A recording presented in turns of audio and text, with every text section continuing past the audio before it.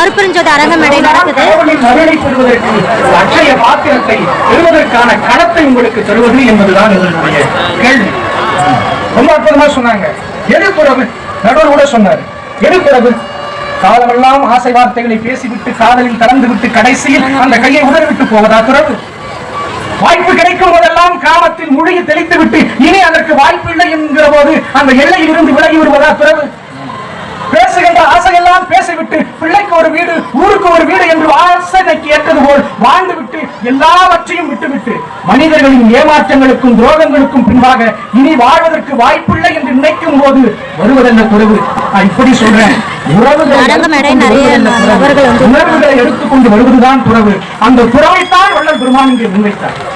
இருக்கும் இடத்தில் இருந்து கொண்டு, நீங்க காட்டுக்கு போனோம் மலைக்கு போனோம் சொல்லல, இருக்கும் இடத்தில் இருந்து கொண்டு எந்த சலனமும் இல்லாமல் எந்த இடர் வந்தாலும் எதை பற்றியும் உங்கள் மனம் சஞ்சலம் இல்லாமல் இருக்கும் என்றால் அந்த நிலைக்கு பேர் தான் துறவு.